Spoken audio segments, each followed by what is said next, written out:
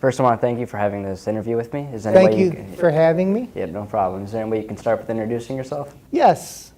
My name is Fred Monteleone. I am from Carlton, Michigan currently. I was born in Detroit, Michigan.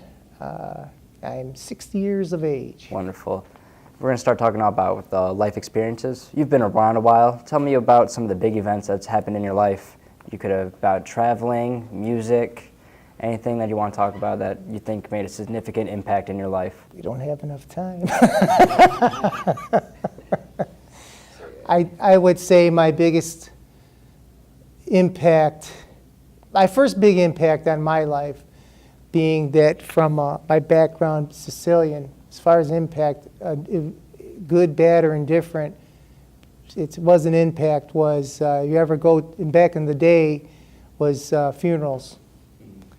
You go to a funeral and all these women would be in black and they would be wailing and jumping up and down and climbing in the caskets, and it was, as a young boy, that left quite an impact on me. As far as impact, that was my first, I would say, life experience with an impact. Second impact, I mean, like I said, I don't know if it was good or bad, it just left an impact. 1974, first time in California. I spent the summer in California in '74, and boy, oh boy, that left an impact. I absolutely fell in love with the state. I was, at the time, my aunt was living in Mission Viejo, and just the beauty. She showed me the ropes there. She was a model at the time, so she introduced me to some actresses and actors. Natalie Wood at the time, Robert Wagner. We had dinner at their house. Big impact, big impression. Actually went back and lived there in 70, when I graduated in 76. I went back in 75, had a chance to graduate from high school there, chose to come back to Allen Park and graduate from Allen Park, and then I got laid off at GM and moved out there. That was an impact. Geez, getting a real job, working for General Motors, being disciplined, 31 years being disciplined, impact. The birth of my first child, and actually all my children, but the first one, it leaves an impact. First time I got married. I've been married 3 times. Each one is an impact. The loss of one loved ones around me left impacts.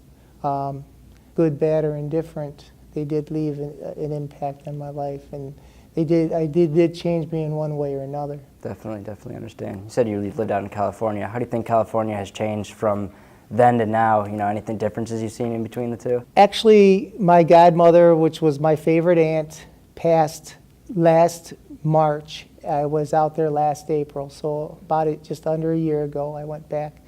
First time since the 80s, and I was there in the late 80s, and I chose not to go up until this time that I was involved in the funeral. Went back, and it was very, very different. I lived in Laguna Beach in the 70s. Laguna Beach in the 70s, you had a hot dog stand called the Godfather. You had a bocce ball set just on the beach. There was a basketball court, and that was it. And the rest of it was beach. When I went back there, I didn't even recognize it. It's a tourist trap now. Everything's so built up. Population has exploded there. California is such a beautiful state.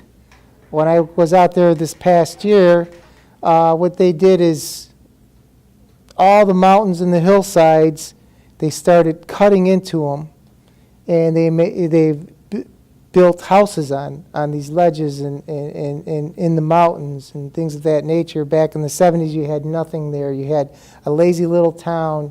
You had the canyon where all the artists used to be in Chaprico Canyon there, and that was it. When I went back there, all that beauty is gone. You had the beach that you could go to, and the peace, you had peace there. That's all gone because it's all built up with restaurants. So it's very, very commercialized. Huge difference now. the amount of people is ungodly. So it was very disappointing. Still very pretty, but nothing like it was in the 70s. People have changed. Attitudes have changed. Morals too. Very much so. Yeah, so you also say that music plays a big impact in your life. How do you feel about music over time? Has it changed? And what kind of songs did you listen to growing up that were kind of like the soundtrack of your life almost? Music was my life as a young boy. Growing up, my biggest influences were Jimi Hendrix, Pink Floyd, Jethro Tull, Black Sabbath. Picked up a guitar, taught myself how to play. My first band was Thin Ice. We were on thin ice. Couldn't get enough gigs to keep it going. Second band, I was in a Elvis cover band, which was cool, was a lot of fun. Very, very successful band, actually. Music has changed tremendously. Back in the day, you had musicians, they were gifted. If you weren't gifted, then you had to work at it. This day and age, if you don't have a voice, you have a voice box that that kind of thing, right? You still have the talented musicians. I can't take that from them. But the things that people talk about or they'll sing about, really, think about it. Look at their lyrics. How has the world changed and the U.S. changed from your youth to now? Growing up, we did not have cell phones, computers, microwaves. There was no such animal as YouTube. Color TV was in its infancy. We didn't, so we had one television, one little black and white television. When that went, my father bought a used color TV, and boy, we really thought we had something. If you had a camera to take pictures, very different. They were expensive. They ran on film. You had to develop the film. It cost money to develop this stuff. So very different. Technology, much less technology back in the day. This day and age, the microchip has changed the world, has changed our culture, and the microchip is improving literally on a daily basis.